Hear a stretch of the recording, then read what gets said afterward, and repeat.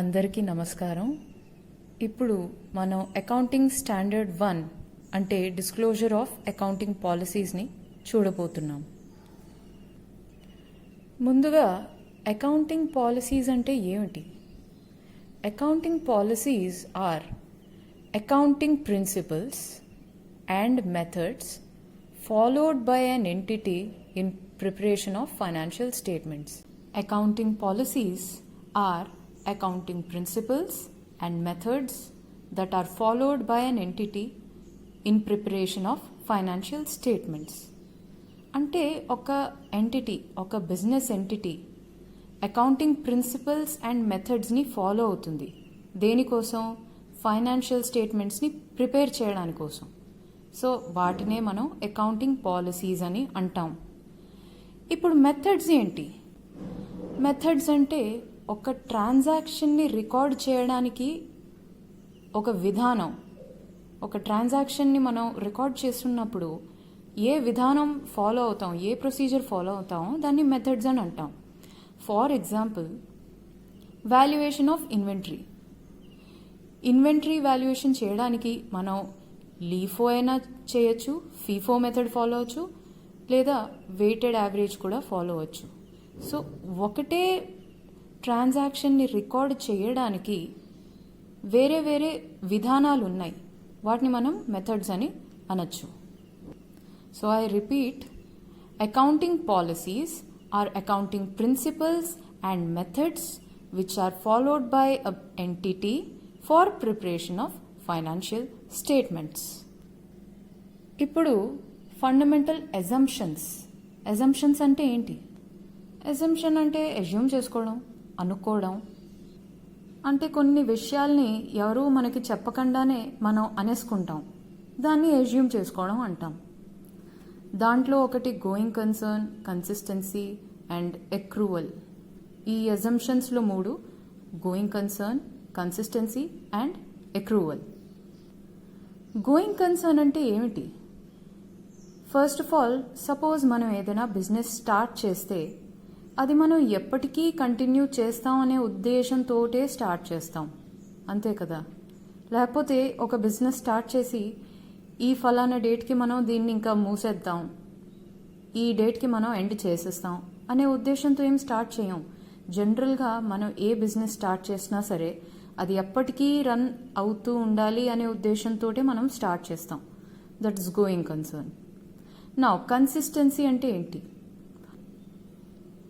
ఒక ఫైనాన్షియల్ ఇయర్లో మనం ఫాలో అయ్యే అకౌంటింగ్ పాలసీని ఆ నెక్స్ట్ ఇయర్ కూడా ఫాలో అవ్వాలి, దాని నెక్స్ట్ ఇయర్ కూడా ఫాలో అవ్వాలి. అంటే ఒక సంవత్సరంలో ఒక పాలసీని ఫాలో అయ్యి ఇంకో సంవత్సరంలో ఇంకో పాలసీని ఫాలో అవడం అది కరెక్ట్ కాదు. ఏ పాలసీని మనం ఫస్ట్ ఇయర్లో ఫాలో అవడం స్టార్ట్ చేసామో ఆ ఇయర్ నుంచి మనం కన్సిస్టెంట్గా అదే పాలసీని ఫాలో అవ్వాలి.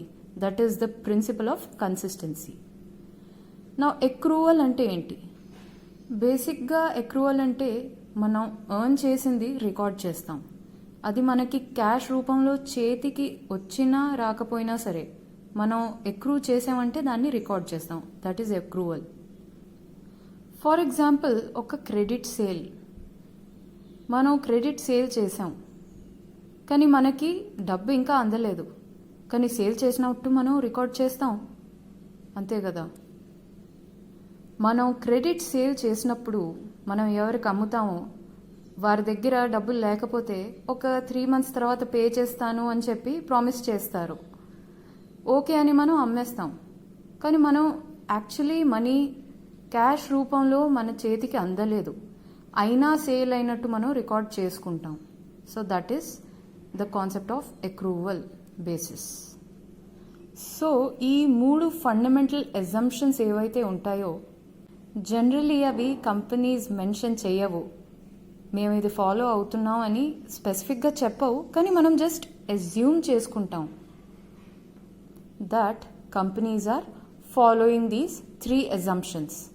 అవి ఏం మెన్షన్ చేయకపోయినా సరే we assume that companies are following these 3 fundamental assumptions. ఒకవేళ కంపెనీస్ కానీ ఈ 3 ఎజంప్షన్స్ని ఫాలో చెయ్యకపోతే అవి సెపరేట్గా మెన్షన్ చేయాలి, అవి డిస్క్లోజ్ చేయాలి. ఇవి మేము ఫాలో అవ్వడం లేదు అని అవే డిస్క్లోజ్ చేయాలి.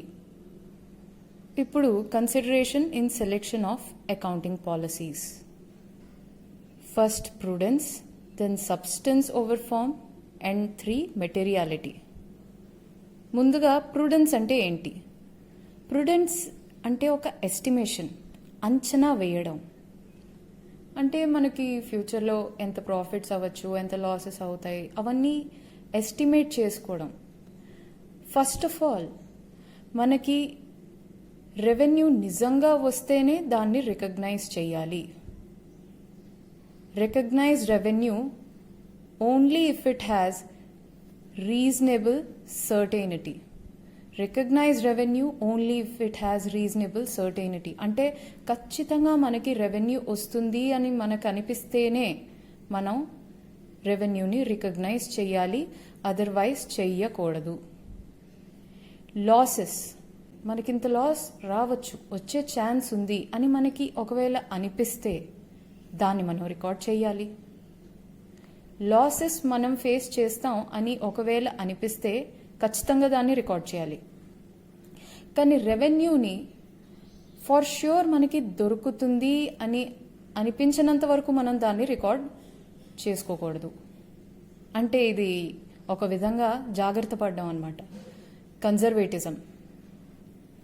సో ఐ రిపీట్, ప్రూడెన్స్లో మనకి రెవెన్యూని ఎప్పుడు రికగ్నైజ్ చేయాలి? ఖచ్చితంగా మనకి రెవెన్యూ దొరుకుతుంది అని అనిపించినప్పుడే రికగ్నైజ్ చేయాలి, రికార్డ్ చేయాలి. అదే ఒకవేళ లాస్ మనకి వచ్చే అవకాశం ఉంది అని స్లైట్లీ అనిపించినా కూడా సరే దాన్ని we have to recognise. We have to recognise losses, but రెవెన్యూని మనం ఎస్టిమేషన్స్తో రికార్డ్ చేయకూడదు. మనకి ఖచ్చితంగా ఈ రెవెన్యూ దొరుకుతుంది అని అనిపించినప్పుడే రికార్డ్ చేయాలి, లేకపోతే చేయకూడదు. అండ్ లాసెస్ని పూర్తిగా మనం రికార్డ్ చేసుకోవాలి.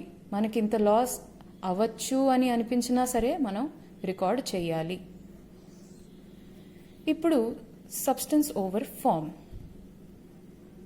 ప్రూడెన్స్ అని చూసాం. ప్రూడెన్స్ అంటే ఎస్టిమేషన్. మరి సబ్స్టెన్స్ ఓవర్ ఫామ్ అంటే రియాలిటీ. ఇది ఎస్టిమేషన్, ఇది రియాలిటీ.